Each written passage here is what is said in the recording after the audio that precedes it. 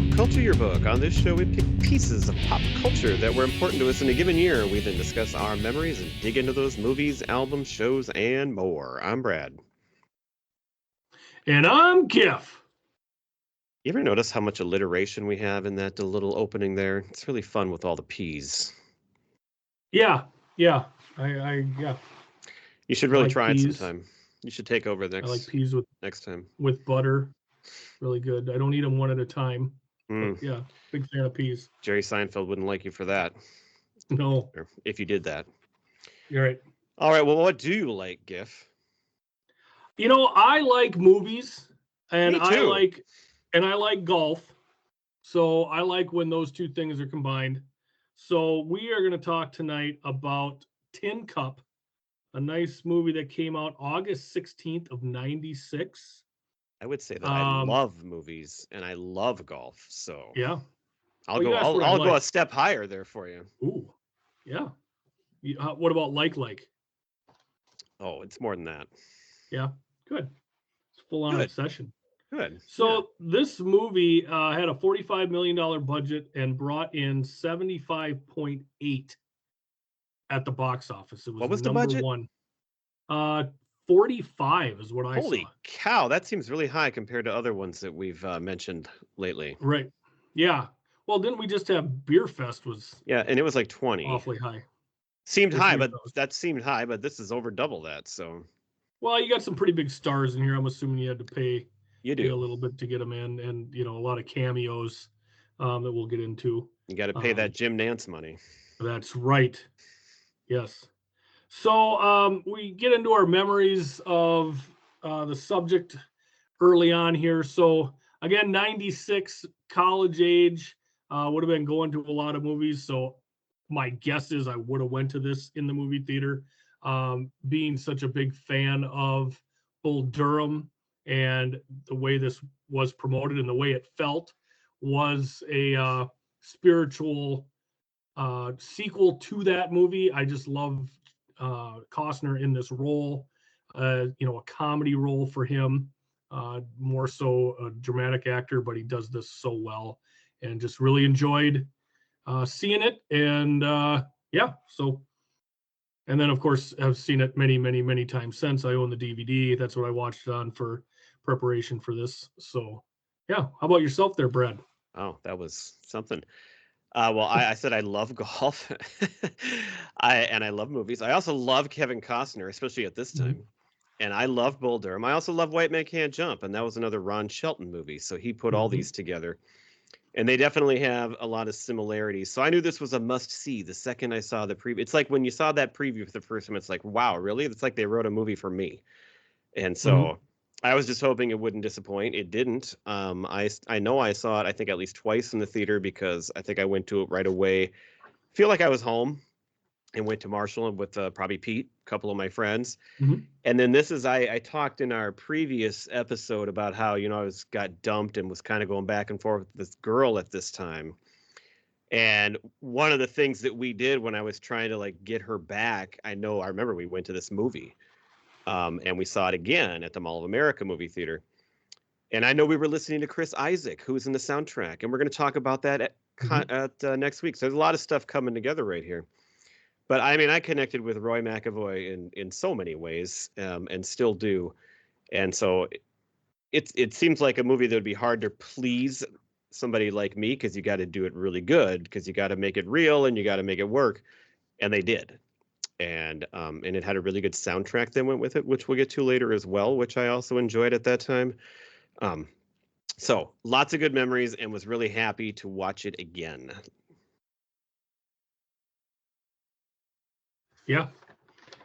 Yeah, no doubt. I loved watching it again this time. I don't know the last time I saw it. It wasn't that long ago. But it's a fun one to come back to. The comedies always are. They're an easy watch. This is a little long for a comedy. It's over 2 hours, so. Yep. But I think I don't know if there's a lot I would necessarily cut out just because it's just fun. The writing is excellent in it. So yeah, I think it's great. The cast plays well together. So it's a good one to cover tonight. We'll get into some fun facts here. One of the things I found was Gary McCord, who's in this movie, seems to be a critical part in the production of this movie. So he was the one who taught Kevin Costner how to play golf, like how to swing. And a lot of the shots you see Roy take in this are Kevin Costner actually hitting the golf ball. Did he We not know that play golf before this? What I found was McCord coached him on how to golf. Probably made him. He just seems like such a guy that was such an athlete. I would thought he was at least somewhat of a golfer, but Well, and he you is might a have great needed to athlete. fine tune him. Right. We covered that in Bull Durham. He was a athlete in his younger days. So you see it again here. There's a great scene where he's hitting a ball both righty and lefty in a match. So that carries through. So he was using a lot of his shots for this movie. But the other thing is that the final scene, and we'll get into it as we go along, where Roy continually hits the ball into, did that in a Champions League match, and he hit 5 shots out of bounds and a shot of 13. Is that what it was? I'm trying to think here. Let me see They if I can said find Roy it. did that in the movie at a Oh, previous. that's right. But McCord, God dang it, I got to find it in these notes here. He did that in a Champions League match where he continued to hit. So inspired by the final round, Champions Tour performance took 15 strokes to reach the green after repeatedly hitting the water, then one putted. So not quite the same, but he needed a birdie to win the tournament. Oh, it really is similar. Yeah. Yep. He needed a birdie to win and just kept hitting the thing into the water. So, yeah, a really influential behind the scenes guy. And then also, I think he's just great in the movie as the announcer. Well, and Gary McCord, if you watch golf, which a lot of people probably don't, but if you do, I mean, he's a famous announcer because he has humor to him and he's funny. And he used to do the Masters and he got like blacklisted from the Masters because he once referred to their greens as they were so fast. He referred to them as being bikini waxed. And the idiots at the Masters are so straight laced and so proper that they did not like that comment. And therefore he doesn't go there anymore or doesn't announce there anymore, which is crazy. It's too bad, right? Another thing that is based on him is the Pelican shot out of the bar is also based on something McCord did. Wow, he really is influential. So this guy's, yes, very much so. So a couple other fun facts here. I have the old couple and the kid that David yells at towards the end of the movie. That's actually Costner's parents and his kid. Really? Yeah. Wow, that's fun. Was his dog there too? I don't know if that was his dog necessarily, but yeah, I thought that was kind of interesting. We've got some other people that were considered for roles in this movie. For the character of Molly, Janine Turner, who we know from Northern Exposure, and Michelle Pfeiffer were also considered. Oh, that would have been nice. Yeah. Yep. And again, I love Renee Russo in this role. I don't know if I would switch anybody out of these people I'm going to mention, but they are excellent choices. For example, John Leguizamo was considered for Romeo. I love Cheech Marin. I would not switch him out, but holy cow, John would have been great as well. It's a little different though, because he would have been so much younger. Yeah, I think. I mean, and I think you need a guy that's a little older and experienced for that role. Mm-hmm. Yep. And then for the role of David Sims, Pierce Brosnan and Alec Baldwin. Oh, yeah. I mean, come on. Those guys would have been awesome. I would have loved to see Pierce Brosnan in that role. Yeah, that'd be cool. But again, Don Johnson, phenomenal. I don't want to change anybody in this movie. Wonder if those guys could swing a golf club or not. Right. I would guess. I would think they'd be able to I mean, if I can swing a golf club, they could swing a golf club with some movie magic. Good point. I would think. Did you have anything? No, those are good As ones. far as Just fun facts, I just the got Gary one more in McCord here. thing that I know about, and then I mean, just all these cameos of like the real guys, which suppose you'll probably get to in a minute here, but it's just fun to see as a golf fan all these people pop up that you recognize and know, and how they were all just so down with doing this movie, which is pretty cool. It made it even better. Right. So I'll save that if you're going to get to that. But sure. The only other thing I have is that TaylorMade was used for the clubs in this. Oh, I noticed because they had the Don Johnson was using the burner 3-wood that was so popular back then with the little bubble in the shaft, the burner bubble. I wanted one of those so bad, and like that was a blast from the past because that was like the cool club back then. Well, and they had to really rough up Roy's set to make him look, just beat up and used, and obviously not nice new clubs. Well, and he's using Don Johnson has this, metal wood like everybody would have at that time. But I mean, Kevin Costner's are like real persimmon woods. Mm-hmm. So not only are they roughed up, they're like the classics that you would have in the 80s and before.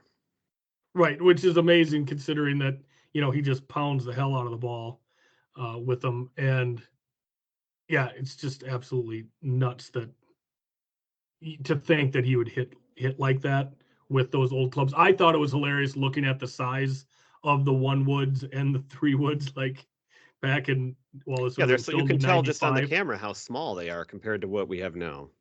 Right. I mean, 3-woods now are bigger than drivers back then. It's also funny that he keeps using a 2-iron as his safe club because nobody hits a 2-iron. It hardly did back then, and they certainly don't now. They don't even exist.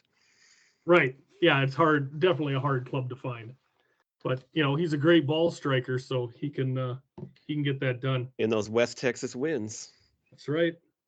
So I'm going to go through a quick synopsis here, just for people who don't know this movie, considering it's all the way back in '96. But again, our biggest hope is you listen to the podcast and it inspires you to go either back to watch something for a repeat visit or something for the first time and see if it tickles your fancy. Mine. Yeah. Tin Cup tells the story of Roy McAvoy, a guy who always has to go for it. He is a supremely talented golfer who doesn't have the ability to listen to his better angels. He is the owner of a driving range in nowhere, West Texas, with no real direction in life other than hanging with his friends and drinking beer. This all changes when he meets Molly, a feisty psychologist that has signed up for golf lessons. Roy is smitten with Molly, but he learns she is dating his ex-college teammate and nemesis, David Sims. How convenient. Despite not being as talented as Roy, David has made a living on the pro tour and has the resources and clout to woo a woman like Molly. Roy decides that his only chance to win over Molly is to win the U.S. Open. Along with the help of his caddy, Romeo, Molly as his shrink, and the support of his ragtag group of friends, Roy sets off on his quest to qualify for and play in the U.S. Open the only way he knows how. Sometimes you just have to grip it and rip it and let the big dog eat. Nice job. Thank you, Yeah, sir. A lot of good references back then. That, of course, Grip It and Rip It is John Daly. So this is another thing I think you got to make the point here is this is pre-Tiger Woods. Tiger Woods is winning all the amateurs at this time, but he doesn't hit the big time and win the Masters until 97. Correct. So this movie is really of a different era of golf, even though it's right there at the end of it. And it would be a much different movie probably if they made it like 3 years later. Yep. Which to me, I find very interesting to go back and watch that way because it's just so subdued but it's before the golf boom. I mean, it's just everything changed. Yeah, you still have, out of shape, golfers just hacking it around. Despite John Daly not being in the film, there are references to him like 2 or 3 times in the movie. So John is definitely a pretty big person in the golf world at this time. That would probably be the thing that was the most dated in the movie, just to reference a specific guy like that, because the other cameos and stuff, it's like they're just golfers that are playing, but like to refer to a guy who could hit it that far at that time is kind of a dated thing that, if you weren't a fan of golf, you would have no idea who John Daly is in the first place. Right. Yep. We'll go through the cast here. We got, of course, Kevin Costner plays Roy McAvoy. So Brad had mentioned that this movie was directed by Ron Shelton, who also did not only White Men Can't Jump, but Bull Durham, which we covered earlier. To me, the Roy character is much closer to Nuke Lelouch in his way about, going about his business. I mean, everything, he doesn't have the head for the kind game. Of a mixture. That's interesting. Kind of a mixture of the two. Well, he's supremely talented, right? Just like a Nuke, but he's got a 10-cent head. Like he can't get out of his own way. He would be on the pro tour. He'd probably be doing just fine and dandy if he could just rein himself in a little bit. To me, Roy is what Nuke is about 10 years later. That's really interesting.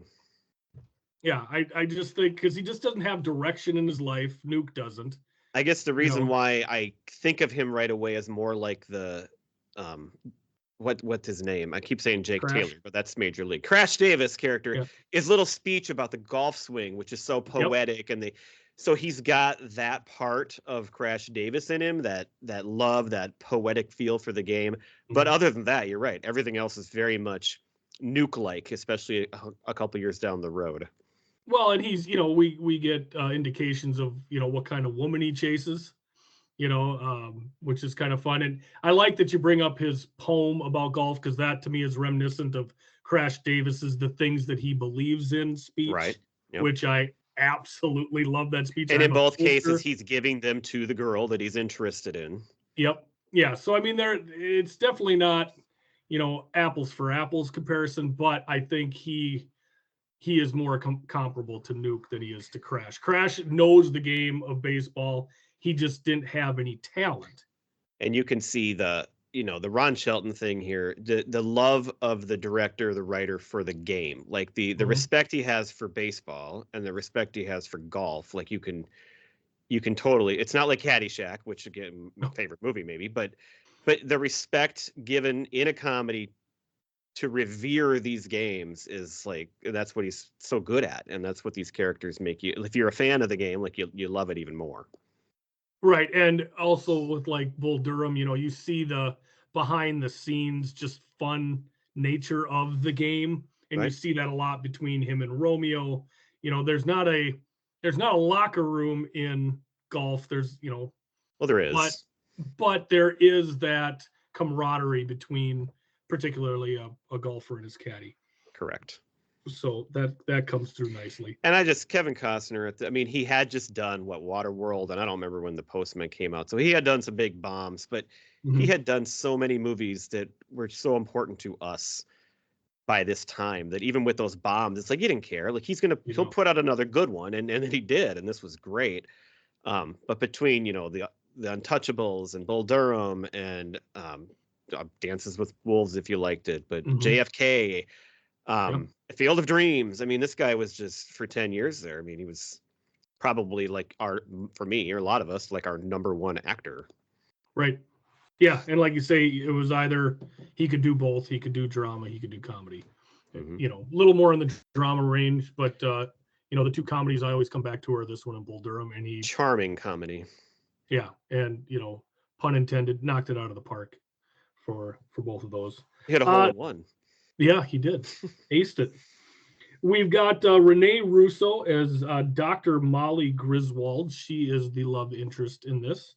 Gotta love that last name. Love that last name very much so. Never said if she was from Chicago originally. Yeah. Speaking of sports movies, though, and our love for Major League, which we did a couple months ago, this woman who's not maybe one of my favorite actresses, but I like her, and she's in like two of these all-time favorite movies. It's pretty good when you're in two of them like that. Right. We got Don Johnson as David Sims, the nemesis to Roy. Good looking on the tour, good golfer, but just somebody has to play the heavy, somebody has to be the douche in it to, go up against, and he Do does a you great job feel doing it. do you feel like they developed that enough? I feel like, he warns her that he's this bad guy and he hates old people and kids and dogs, and Yeah. it's funny how it comes back.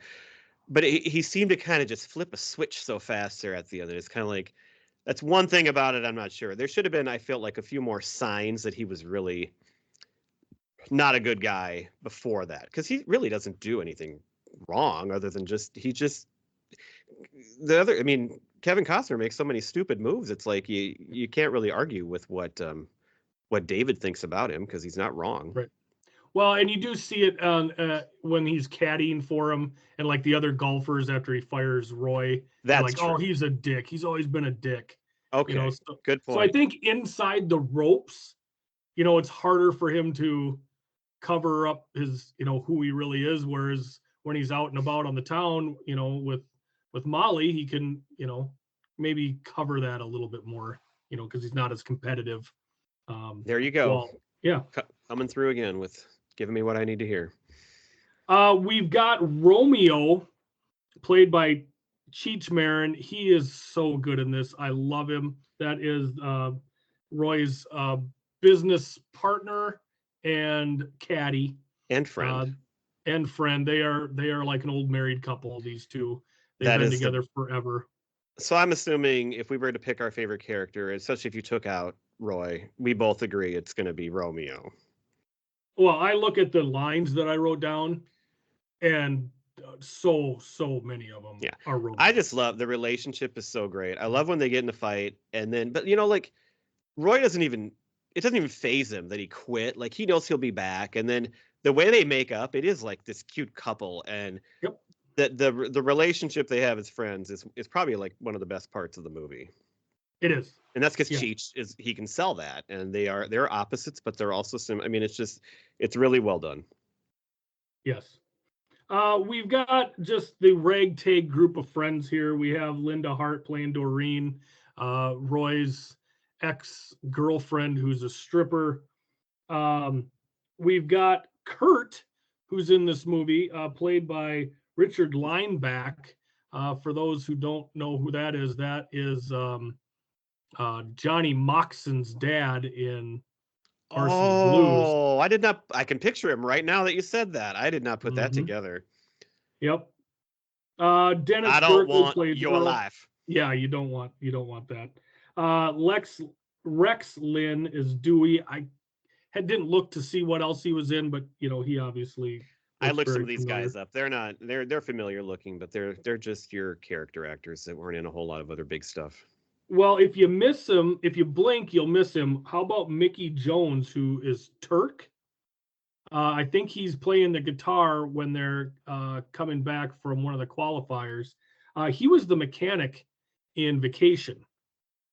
When they go off the road. That said, I never seen nobody so shit all stupid as you drive off that road like that. What do you sheriff think of your business practices? He whips open the Okay, so, that's a good one. Yeah. Let's go through our cameos in this. Do you have? I mean, I've just got the cast pulled up. Of course, we got the first two. You got Craig Stadler, who is called the Walrus, who is when you think of like golf pre-Tiger and 80s golfers, he's a bigger guy. He doesn't look like he's an athlete at all. He's got a big mustache. That's why it's called the Walrus. But he's a big golfer, and he was big at the time. And in this charity event, it's him and Phil Mickelson, who is jarringly young compared to what you see of him now. Like it's crazy how young he is. So those are the first two, and Stadler has a little more to say than Phil there, but it's a nice little introduction because they're playing with David and Roy in this, which I have a lot of questions about this charity event too. By the way, I don't know. You want to dive into it? Well, what kind of an event is this? It's a charity event. Why is there a purse? Why are they making money in the first place? Yeah. Like, and then the is it they call it an exhibition, but it's also nationally televised. Like what? I don't know of any event. I don't know of any events that are one day an exhibition, but you can win money, and he wants to win. Sponsors. I mean, a charity event, you're not winning money. You're doing it to the money that people pay is going to a charity. So I thought that was really odd. They did it so that they could show why David wanted to win and got mad at Roy and everything, but Mhm. like I think they could have done that better. Yeah, So that I wasn't quite sure what was okay, so going you on with agree that. with that then?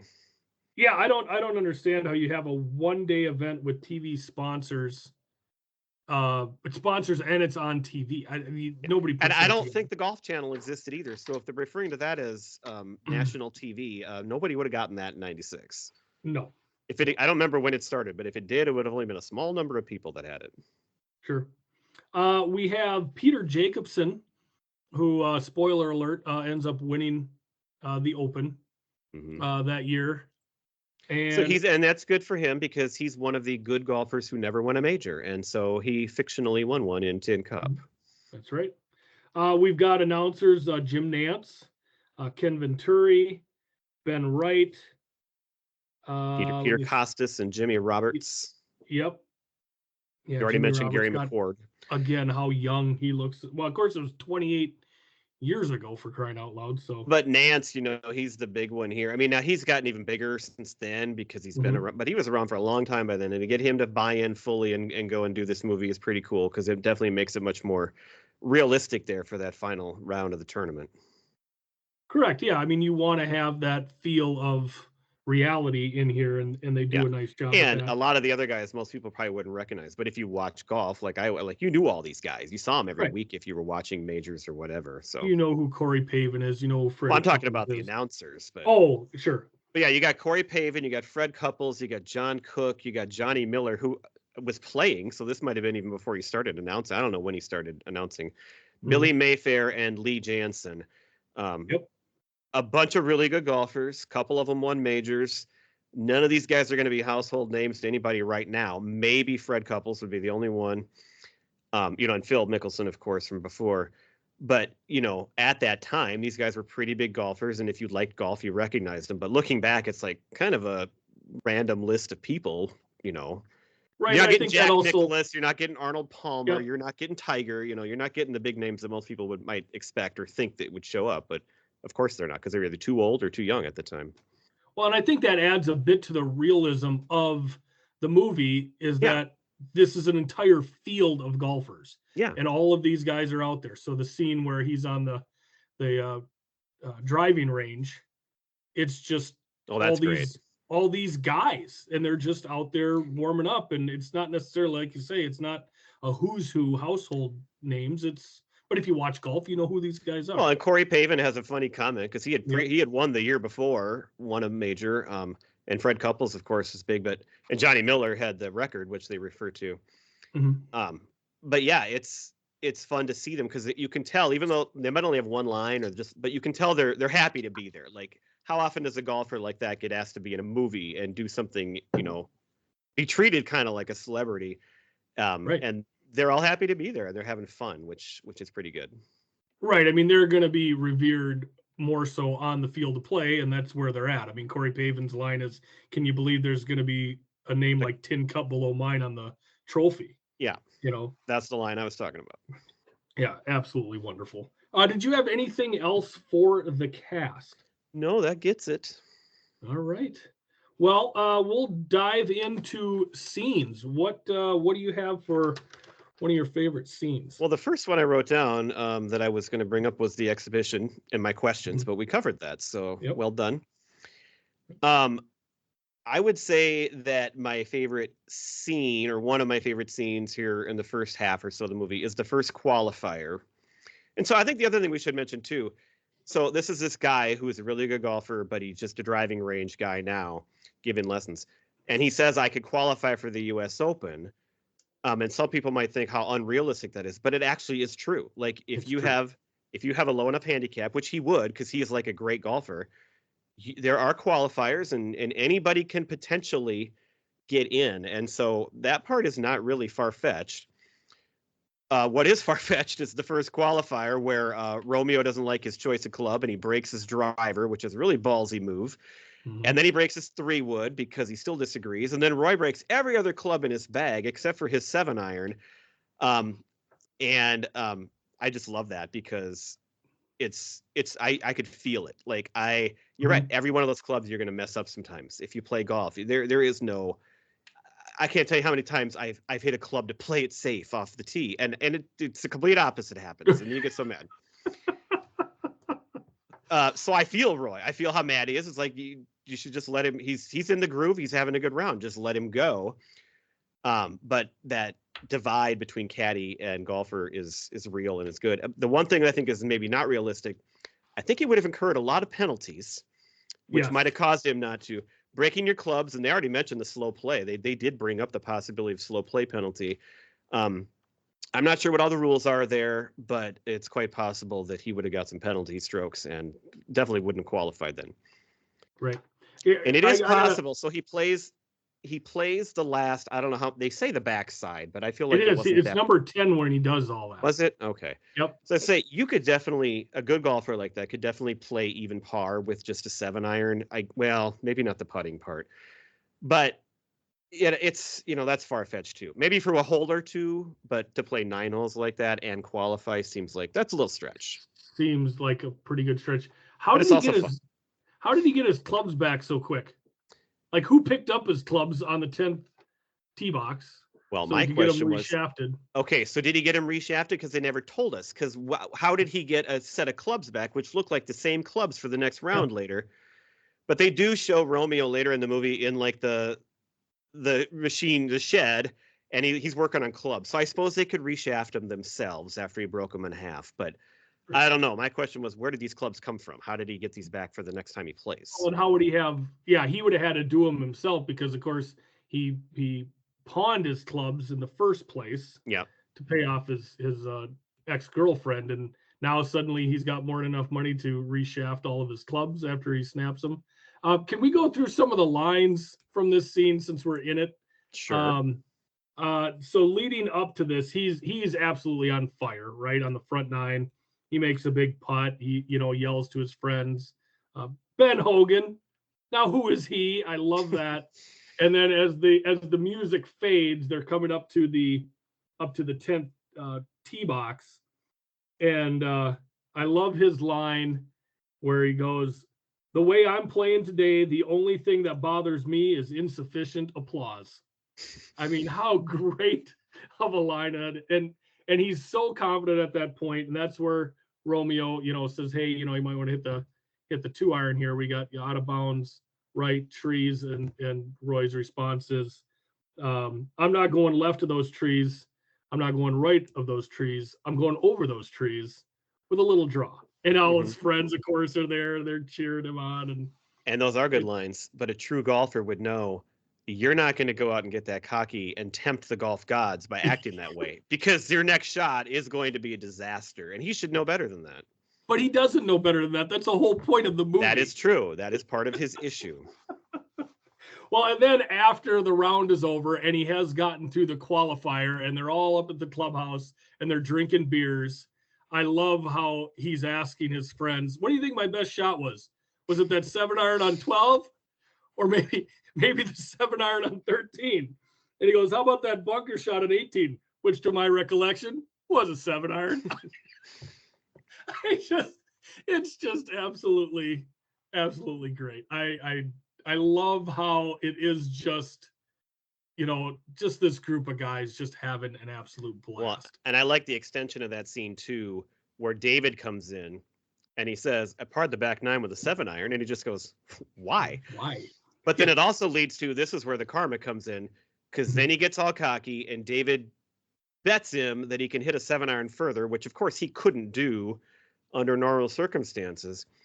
But David is smart and he's calculated, and he hits the ball straight down the road that bounces forever. And so he wins. Now, that, by the way, that's pretty confident too, to think you can hit a ball that lands on the road and bounces straight. That's not easy.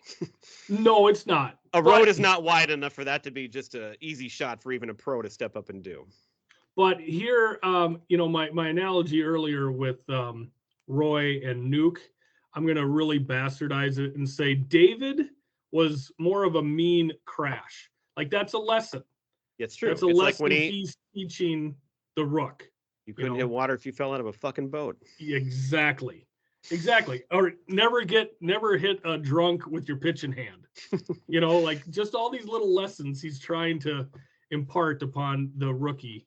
And he does. He tries to, there are scenes in there where he's like, you better get it together because US Open will kill you.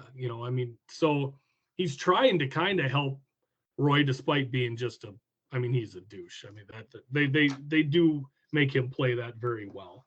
So Smarmy is the word I would use for David Sims. yes. Oh, that's excellent. Yeah, I like that. One of my favorite, and you alluded to this, is the scene right after this, when he comes back after being victorious and gets together with Romeo, and they have their makeup. Yes. This would have been after the second the regional final when Earl was carrying his bag and he had to end up carrying the There's bag a whole nother himself. round in between there where he has to get a different friend to carry the bag and he can't even make it, and it's a struggle. Yeah. Right. And again, great music playing, during these golf rounds. But he comes back, he gets back to the driving range and Romeo's in the shop, working, and they make up, and there's just this great exchange about, was Roy thinking about Romeo while he was with Earl? And, am I better than Am I Earl? special? Am I special?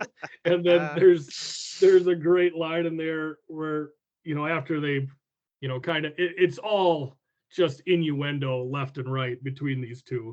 And Roy's but he just great breaks line. down Romeo because Romeo, he's going to be stubborn and he should be. He's right to be. But Roy just knows how to break him down and egg him on just enough till he finally cracks, and then they're best friends again. Yeah, when he starts complaining, Roy's like, "Oh, are you complaining? That means you're back." It's just they know each other so well.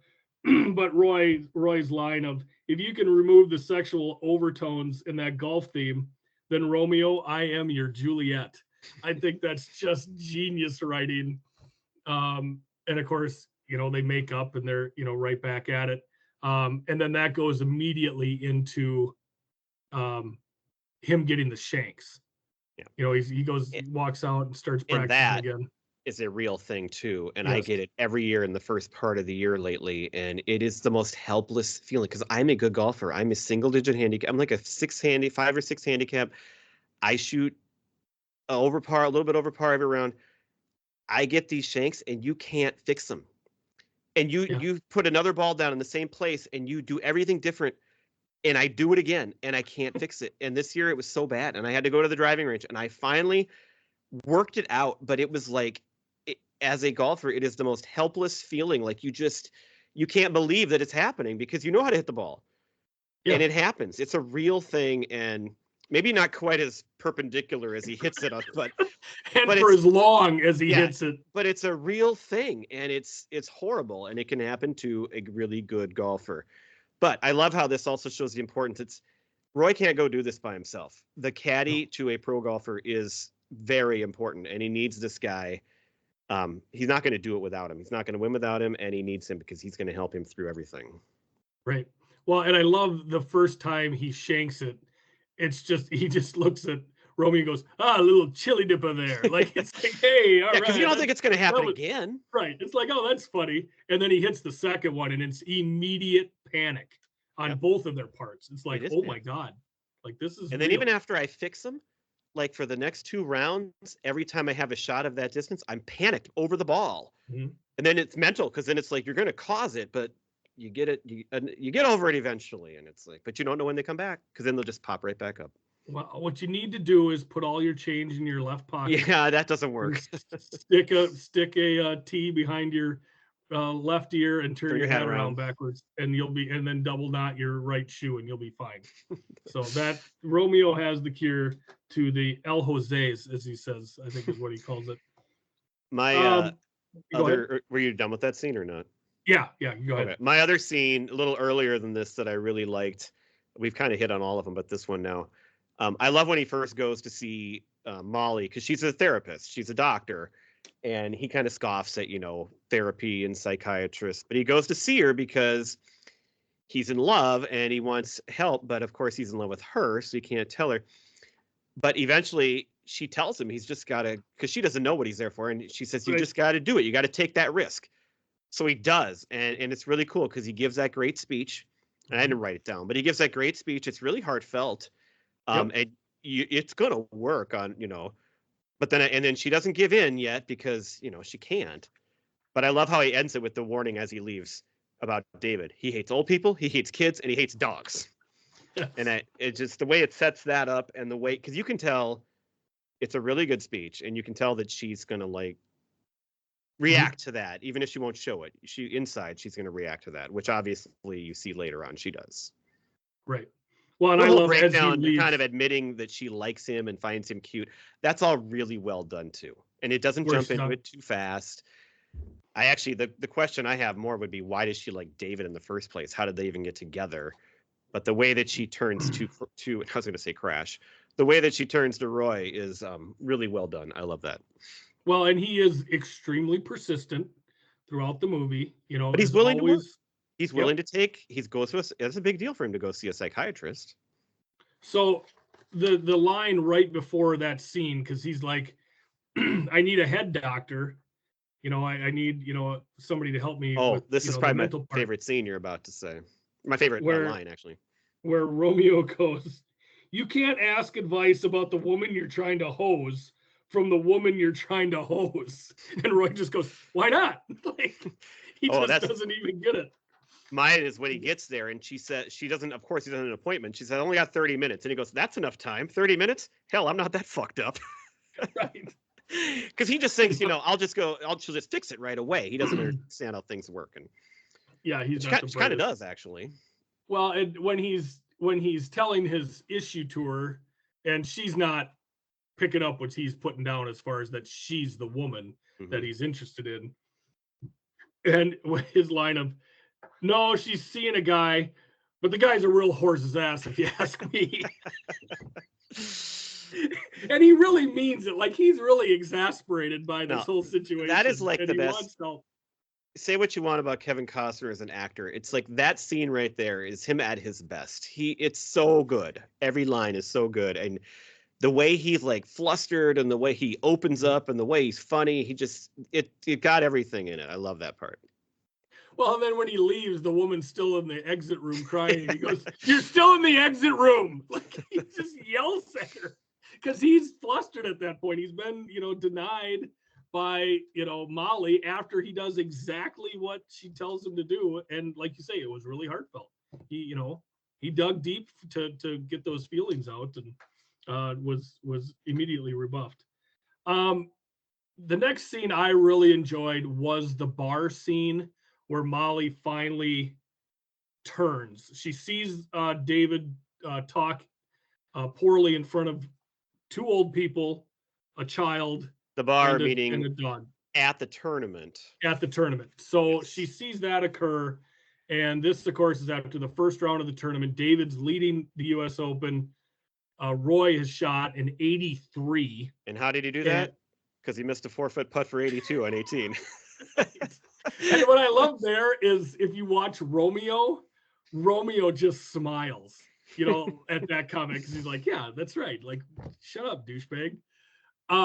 So like this scene, Molly comes in after seeing David act poorly, and he's ripping on Roy there at the bar. So she comes in to be the voice of reason, but that quickly turns when she bets that Roy could hit a ball through the bar across the river and knock a pelican off of his perch. And Romeo right away looks at that shot and realizes that he can do that, and he's all in on it and encourage, because Roy doesn't want to do it because he's so beaten down, but he needs that to pump him up. I just love Romeo. He's just like, hey, you got this, Potts. It's a hooded forehand. You just turn it over. Like, he knows this shot. And like you say, that's what a great caddy can do. He knows what his golfer can do and encourages him and makes sure he can do it. And it's just great because you've got McCord, who has now grabbed the soda dispenser off the bar and is speaking into it like it's a microphone. I love that.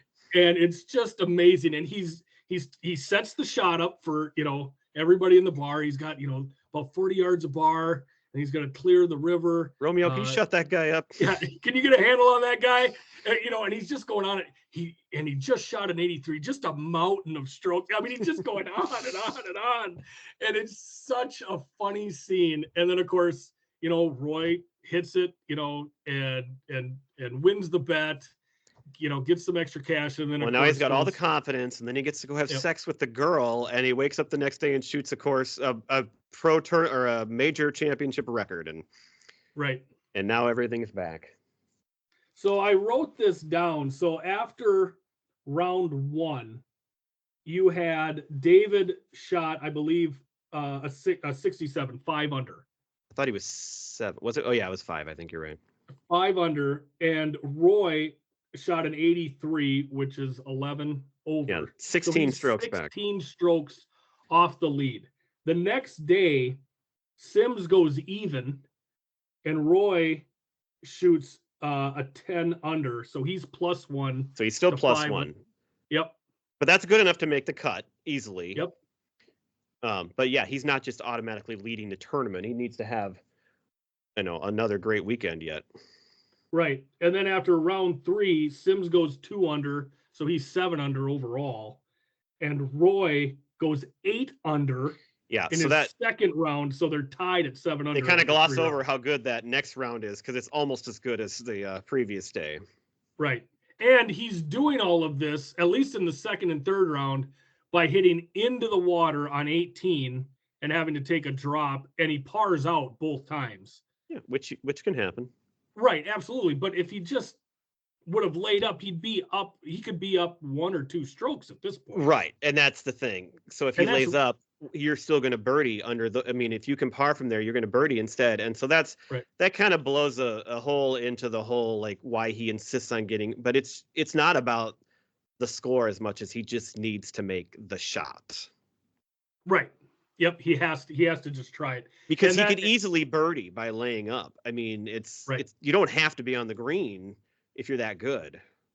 So if you look at this, the way he's been playing, if he just shoots even like 5 over the first day, like, he's running away with this thing at this point, because he just shot 18 under par in 2 rounds, just to get back, to a tie with the lead. So, I mean, it's absolutely ridiculous, but you know what they say about the love of a good woman, right? Like, it can brighten your day, put a skip in your step. So, well, and then speaking of that 18th hole, another line that I love is after round 3, they show him at a press conference before the final round, and they asked him about why he didn't lay up however they word it, like playing the percentages, and it just deadpans. You think a guy like me bothers to worry about the percentages? That's such a great line, because he's just out there doing whatever he can do, and it doesn't make a difference to him.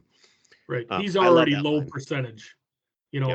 Him being here is, he talks about what he's wearing and how he's sponsored by, like, just this no-name, local company and everything, and it's pretty good. Well, and during the last round, we find out how he gets the nickname of Tin Cup, and I thought it was interesting that we have a comparison to Bull Durham here, because he was a catcher in high school. So just like Crash Davis is a catcher, Roy McAvoy was a catcher as well. And his pitcher in high school had a major league curveball as opposed to a major league fastball like Nuke Lelouch. Any other big scenes that you really loved? I mean, well, unless you want to talk about how the movie ends, unless we're going to do that coming up here. Well, I mean, yeah, we can get into that. So, I mean, they're tied going into the 4th round, and Roy messes up, in the beginning, and he drops 2 shots right away, and Sims is basically just going through, and he's even as they come into 18 for that round. He's 7 under. And that's another one. He says, I'll take 18 pars all day long, that's a good round. And in the US Open, that's good. But if Roy shot 18 under the last 2 days, that's not going to be good enough. So no. And you have to know that if you're in the final pairing with him. Now, it turned out it was close, but if you're that early in the round, you got to expect Roy's going to whip past that. So right. So going into the 18th hole, Roy has shot 1 under through 17 holes, so he's 8 under. He's tied for the lead, with Peter and Jacobsen. Sims is one back at 7 under. So that sets up, the final showdown here with this. Again, he's playing against himself and that pond on 18. That's really all it is. And so he sees Jacobsen, lay up. So it's like, okay, par will win this. Jacobsen ends up parring out on 18. So I'm sorry, par will tie and go to a playoff, and a birdie will win it. And we've established, based on the previous 3 days, that he could birdie just by laying up. Right. And by the way, so could David. Right, exactly. And David needs a birdie to be able to just get into a tie. And of course, he holds true to his character. He lays up because it's, he's not worried about winning so much as just not making a fool out of himself.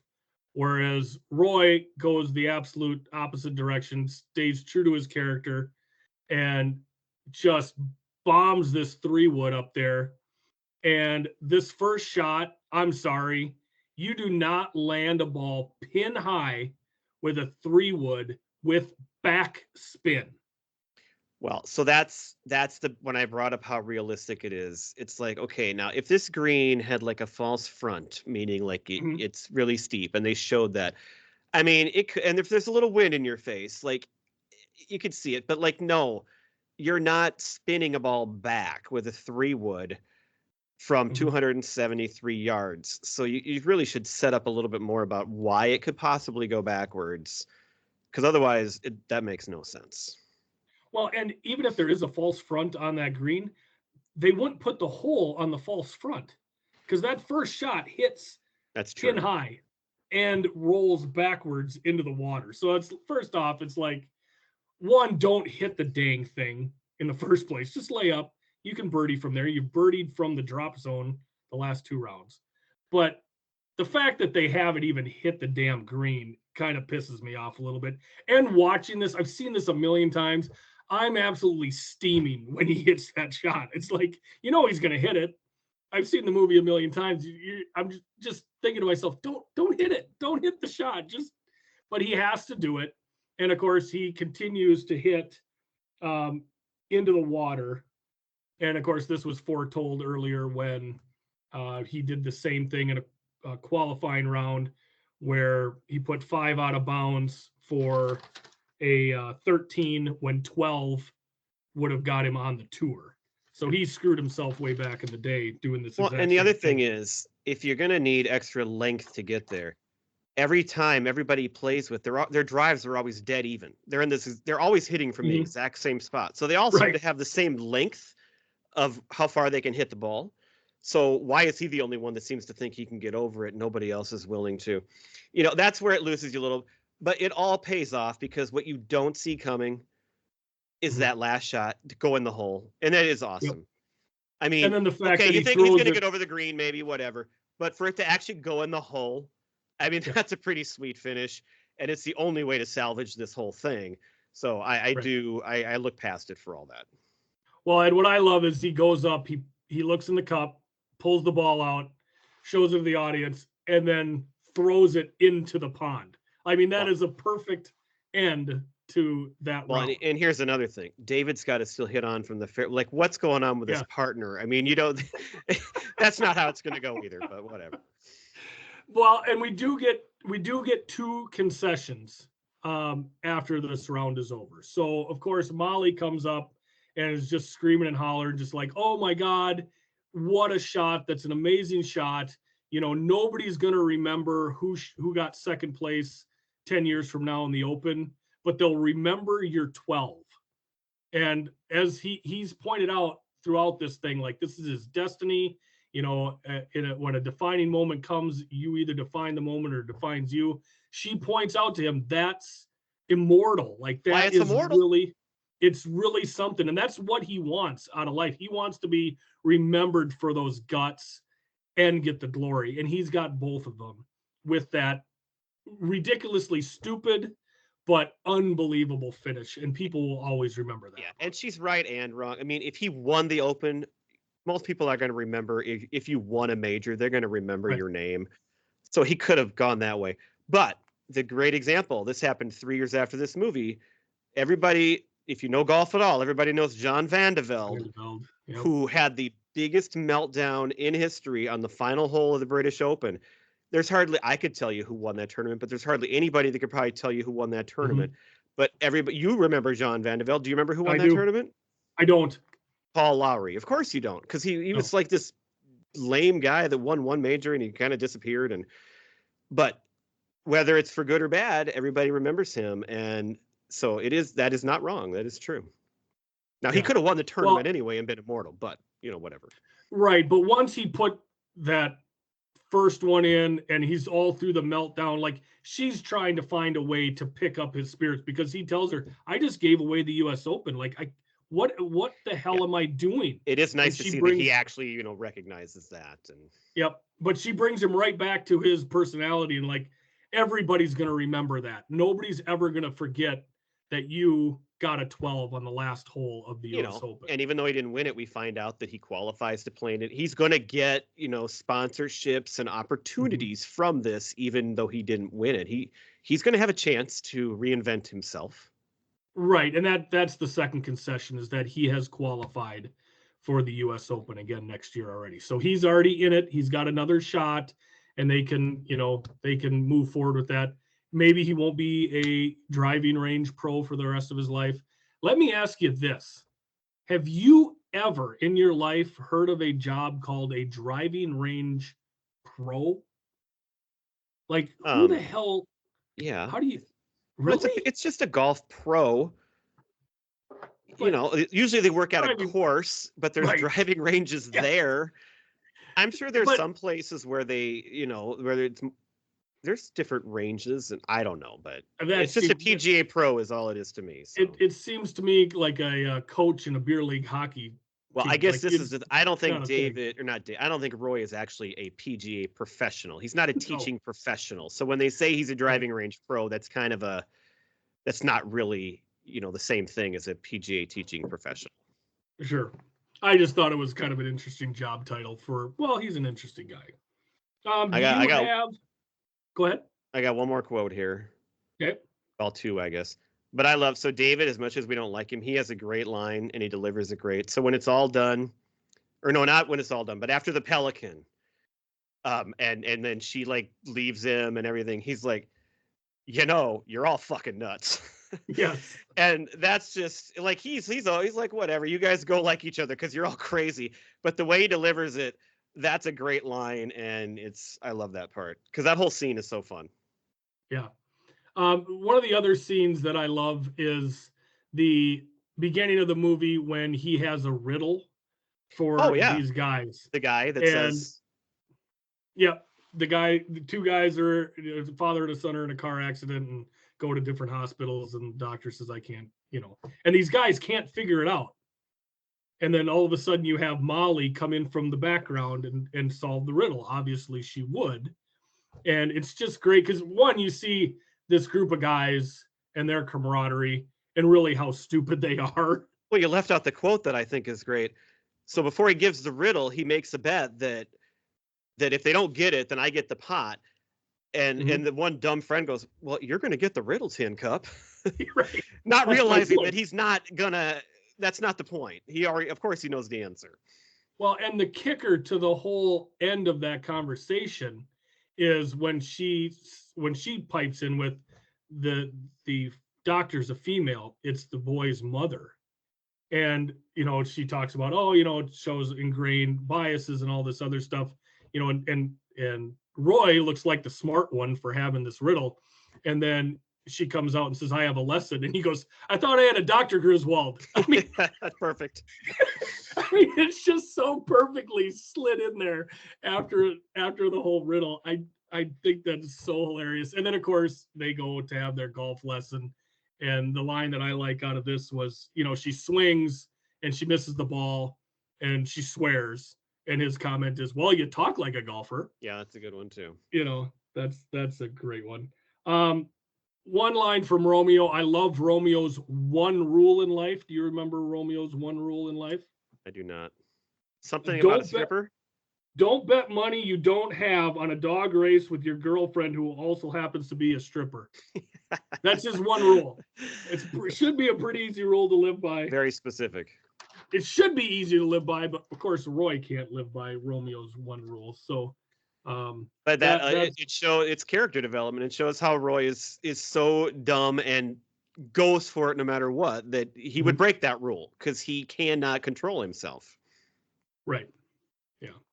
One of the lines I like when Molly's talking to Earl, and she says, "Is this normal?" And Earl's response is, "The word normal and him don't often collide in the same sentence." I think that's a wonderful, wonderful line there.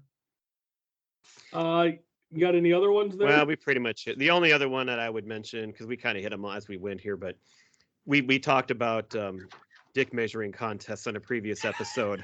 And I love how when David, because she's with David and she's mad at him for challenging Roy before she realizes that David knows what he's doing and everything. And she just says, "Why do men insist on measuring their dicks?" And then Roy's actually going to whip it out. She's like, Roy, no. He's just so dumb. Ugh, I love the guy. That's the last one I got there. All right. Do we want to talk about the music, the soundtrack? Sure, a little bit. Of this movie, because it is quite excellent. I'm going to pull up some of the songs. So this came up because next week we're going to have an extravaganza episode. We're going to talk about 16 albums that came out in 1996, and we're going to go through a bracket and crown a champion. And originally I had 20 albums chosen, and I narrowed it down.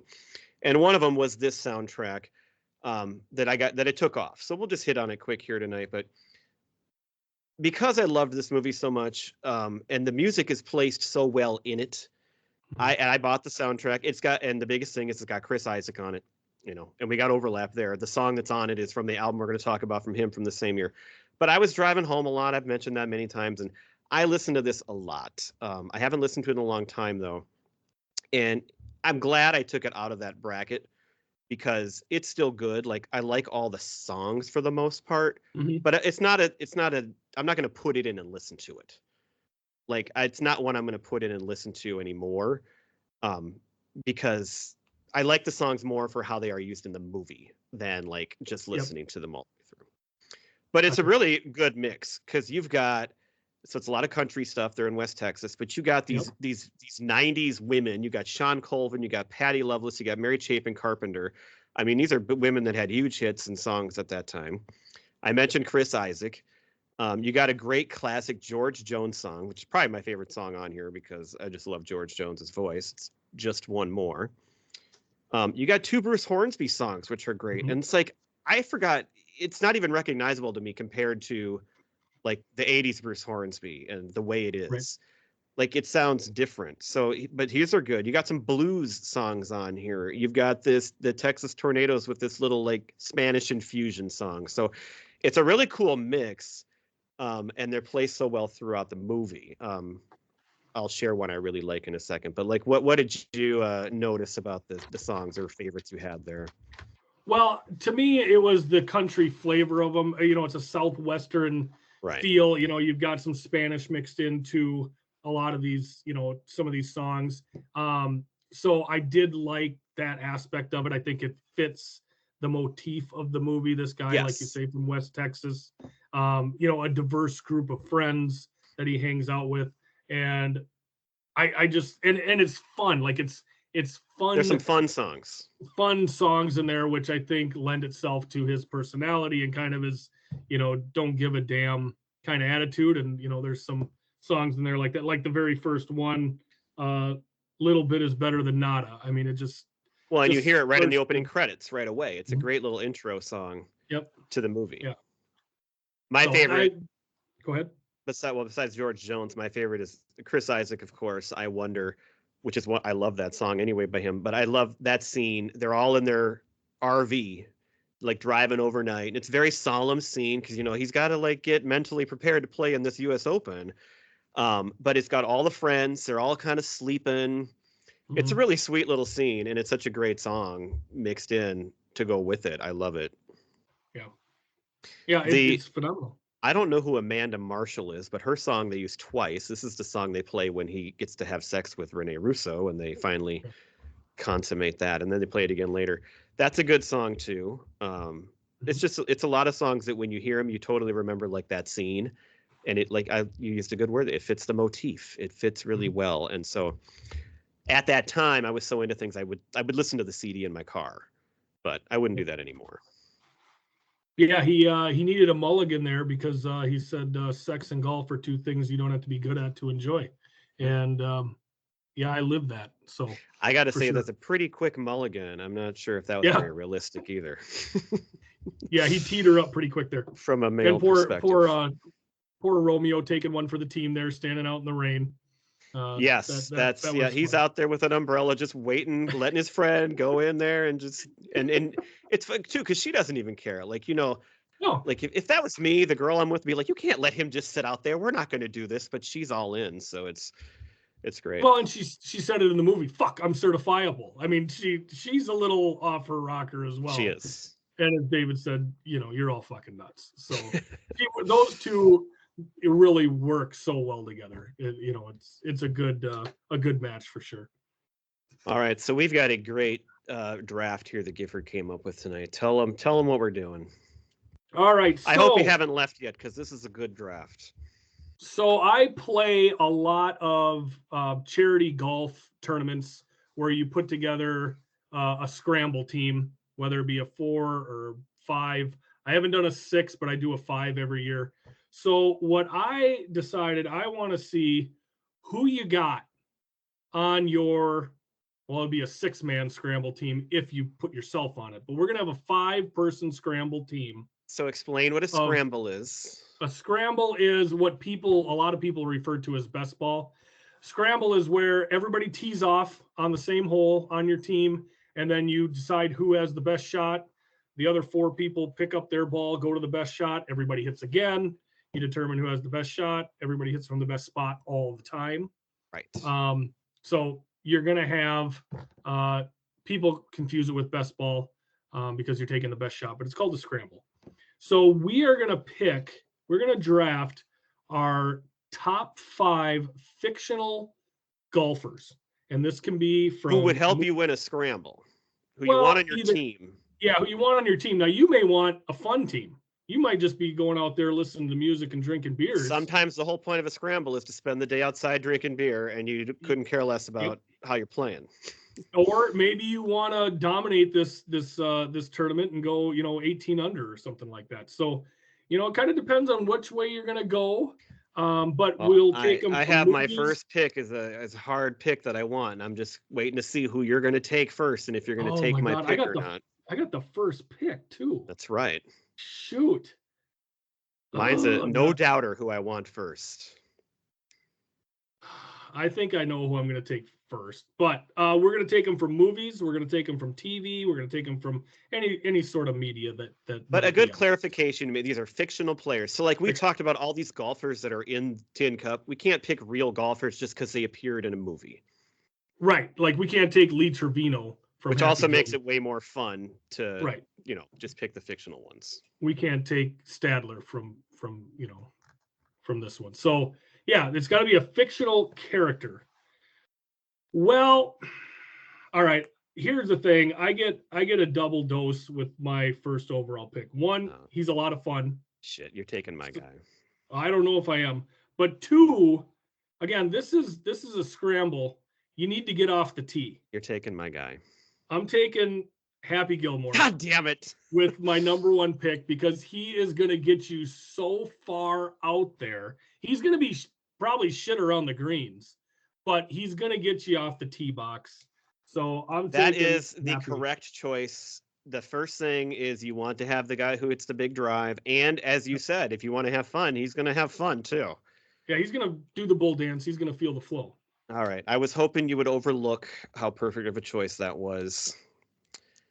So now I really, I didn't really think this through. I didn't think about who I would take if you took him. So I got to go with, okay,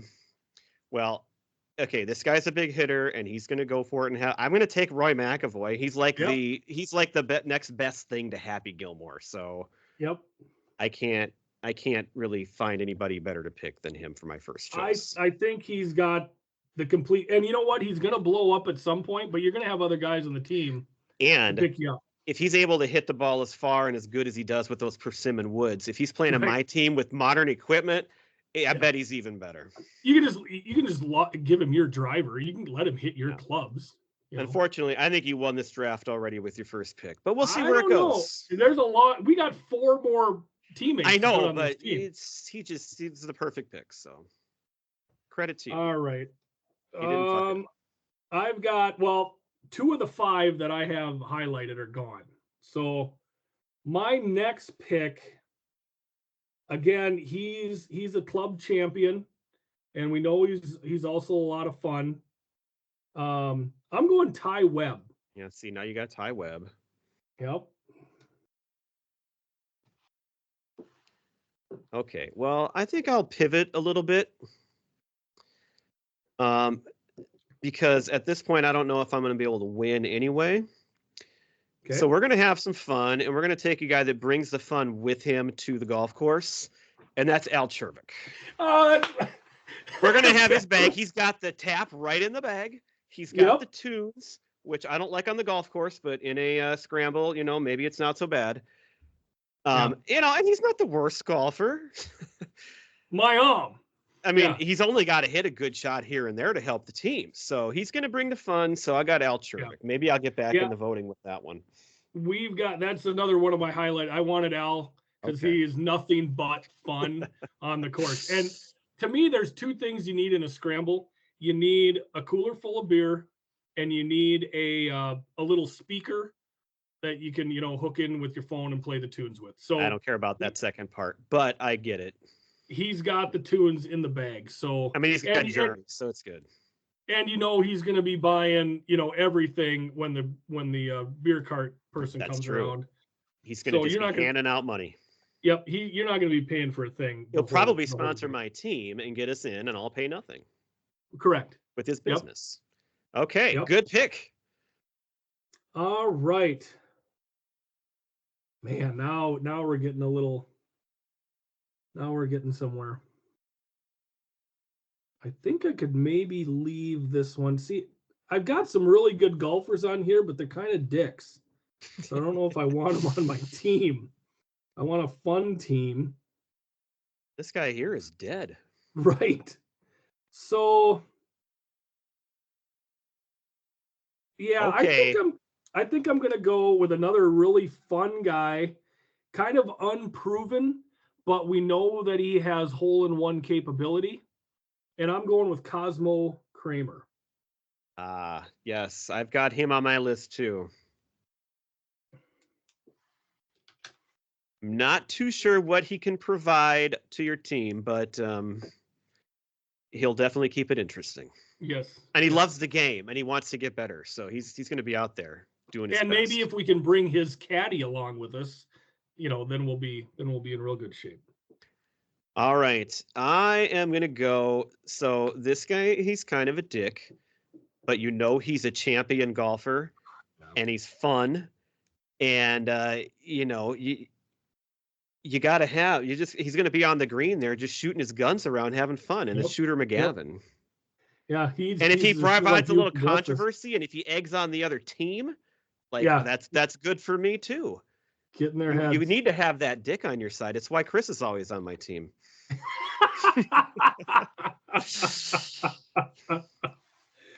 Oh, man. Johnny, if you're listening, when you do the hashtags, make sure Chris listens to this episode. Exactly. All right. Well, I mean, I got some head cases on my team here. That's for sure. I got Happy. Ty may be the most. Ty might just walk off and quit for all you know. He might walk off and quit. Cosmo, who knows? But I'm going to go with a guy that when he's in the field, he can do no wrong. And that is Randolph Juna. From Beggar Vance. Not legend. Beggar Vance himself. No, he's a caddy. Yeah, but he's going to help your team. He knows how to play golf. He probably was a caddy because he's black. He knows, right? And even if he's not a good golfer, a caddy's going to get you around and read your putts. Yep, All right, you got Matt Damon. I do. Okay, boy, let's see here. Next on my list, I'm going to take I got a lot of older guys. I got to add some youth to my list. And I know this guy is a good golfer with unlimited potential, and he can work through adversity. When the chips are down, when people are yelling at him, when there's money on the line, Danny Noonan can still come Yeah. through. God dang it, I was going to Kid's take got him. balls of steel. He does. He's going to sink that putt that you need on the last hole, even when That's there right. is a explosion going off next door. Correct. Okay. Do I want him? This is your or do I last want pick. him? This I is my got to really last go down pick. for my last pick. You just wait. Well, no, I don't know if he can play anymore. Come on. Let's go with Kyle, dang it. I don't know who I want to grab here. You know what? I'm gonna go with this guy because he can put the ball wherever he needs to. And if you want to get in the head of the team in front of you, he's been known to hit a horse and a man with his driver. That is Eric Otter Stratton from Animal House, when he hit Niedermeyer in the head and his horse on consecutive shots. Oh, so I did not have this one on my radar at all. All right. Well, my last pick is going to be add a little diversity to mine. He's not human. He's not even a person. Well, I guess he's not human. He's not a person. But this is a guy who he's going to get in your head. He proved he could make a crazy putt with English on the ball. He'll dig his own hole and cheat to help you win. I'm taking Bugs Bunny. Oh my God. That should be the number one pick. Who beat that? I did not have that on my list. Well, when you took Happy, my first thought was I could take Bugs Bunny, but I didn't think you'd have him on your list. I could kind of tell you probably didn't, so I saved him for the clincher, just like Enrico Palazzo. That's huge. Oh my God. Yeah. I had to watch that cartoon last night. And not only that, he beats a Scottish guy, the true golfer. Like he just gets in his head and gives him the business. Oh my God. That's a great pick. I love that. All right. So for Pete, we'll see what kind of hackers we give Pete here. I think the first one I'm going to go with, he's been, in many club championships. I'm going to go with Judge Smales. That's good. He can still play the game. Oh yeah. He might have been kind of a joke, but I mean, he's in it all the way to the end there. So obviously he's holding his own. As long as he's got old Billy Baru, he'll fine. Cheat a little bit for you too if you need it. Yeah. Foot wedge specialist. All right. Well, I'm going to take a guy who, in his present state, wouldn't be a lot of help, but pre-injury, he was a great golfer, and this will add some diversity to Pete's list. I'm taking Chubbs. Yeah. Yep. From Happy Gilmore. If you can get him pre-injury, we're going pre-injury. Get that hand back on him. Yep. All right. Okay. Well, I mean, he's obviously a great golfer. He was, finished one off the lead in the U.S. Open. I'm going to go David Sims. All right. Yeah, and he probably does need a little better golfer at this point to add to his team, just in case Chubbs, gets hand bit off by an alligator again. Right. Depends on where we're playing. All right, well, I'm going to give him a guy. I'm not sure exactly what he would provide to the team, but he'll give a little fun to the team, and he knows a lot about golf. He even made videos about golf. Mm-hmm. I'm giving him Dorf. There you go. Dorf. I watched Tim Conway, Dorf on golf, and I know Pete will like that choice. Yeah, it's a great one. Okay, so who's say. It is. Well, his little accent that he has, that's just awesome. Well, in any golf competition, you need the intangibles on your side, and you need not only the golf gods but God himself on your side. I'm going the Bishop. He's not a Oh, god. He's just a man. my name's Fred. I'm just like a man, same as you. Fiddlesticks. Oh my God. I thought of all the Caddyshack guys and I totally forgot him. Okay. That's almost as good as the Bugs Bunny pick.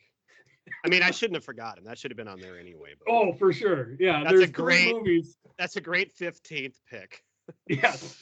Well, There's three movies you go to. You go to Tin Cup, you go to Happy Gilmore, and you go to Caddyshack. Yeah, I and should not have missed Fred. Take all of those guys. I mean, that's like my favorite line in the whole movie.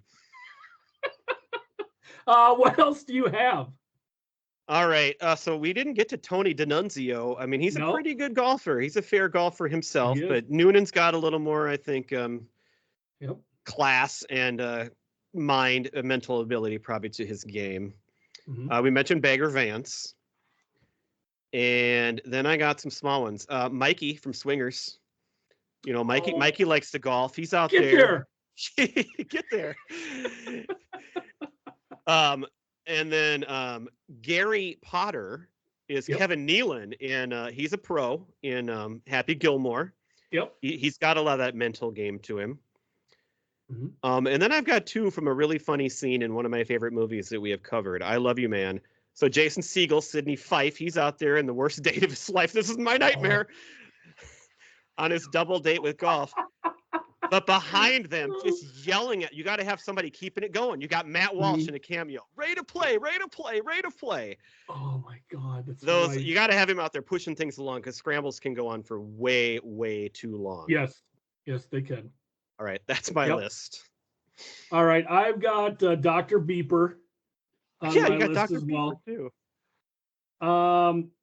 Jack Arnold from the Wonder Years. There was a episode where Kevin was a caddy and Jack comes out with his boss and he could have kicked his boss's butt, but he lays off so his boss can win. But Jack looked like he could get around a loop pretty well. I think I might have watched that one when we did a show on that too.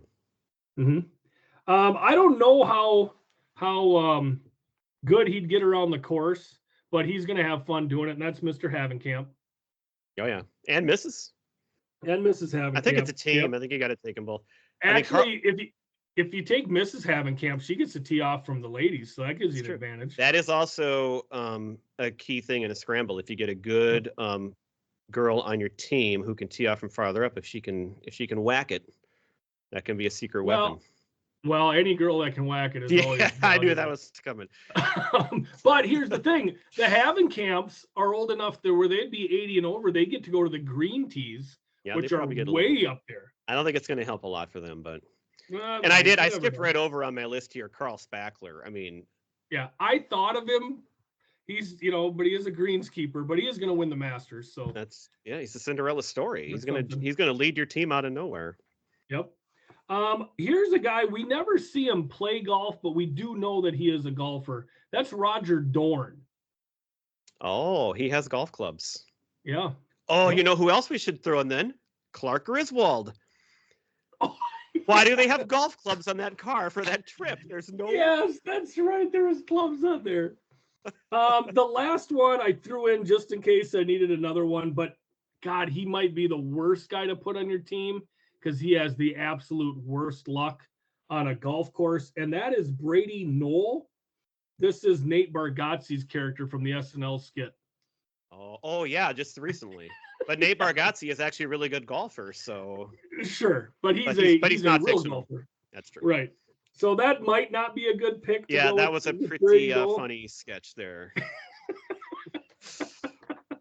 Hits the Eagle's egg instead of his ball. Oh my God. All right. Yeah. So that was maybe my favorite draft we've done yet, I think. That was a good time because you had to describe why you picked them, and that was the fun right there. For sure. All right. Well, hey, thanks. One thing I would like to mention here, one of our listeners, this is the only podcast that he listens to, and I want to shout him out here. That is my brother-in-law and good friend, Rob. Thank you for listening. Love that not only do you listen, but you give all your podcast time to us and that is greatly appreciated. So, And I want to throw in one too, then, because during this, I saw a notification on my phone. There's a really great listener on X, I still call it Twitter, who constantly promotes our show amongst our other friends too. And his Twitter handle, he's just Chris. That's his name, just Chris. Not the Chris that I mentioned earlier, who's a dick. oh, This is a great guy, just Chris. this is a great guy. And I've never mentioned him, and I want to throw that out there because he has so many times tweeted us out when people ask for a great show or a podcast recommendation, and I want him to know how much we appreciate that. Well, thank you to non-dick Chris. That Yes. is for sure. Not that he doesn't have a dick. Not that I have a log. Not in the Yeah, that you probably should reword that. I did. Yeah. All right. So next week, I alluded to we are going to have. It's going to be so good. This was a fun episode. Next week, we're going to have 3 guests on. We're going to be doing a bracket challenge. We're going to talk about tons and tons of music from what I think is maybe we talk a lot about 91, 94, all of these great years in music. This is maybe one of the most overlooked great years in music. 1996 was just loaded. Now, some of them may not be ones you think of right away because they're my personal choices, but they are fantastic, and we're going to have a lot of fun talking about that next week. Yeah, absolutely. All right. Hey, Gifford. Hey, what? You know which band is just crazy and all fucking nuts? It's Preacher Row. Yes, they are. And that's what makes them so good, because they'll get on stage and do anything. Yep, they sure will. All right. See you next week. Thanks for listening. Thanks for listening, everybody.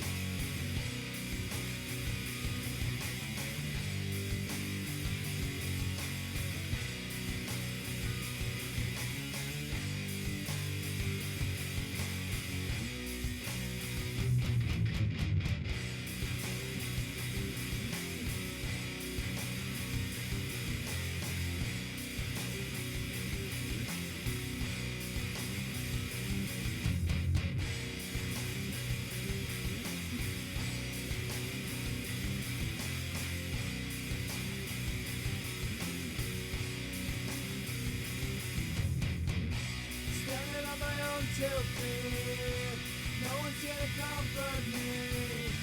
Sorry for what I have done. Sorry that your son is gone. 7 steps and it will be my last. And start to me on my back. I turn and I look to you. I'm scared but there's nothing I can do.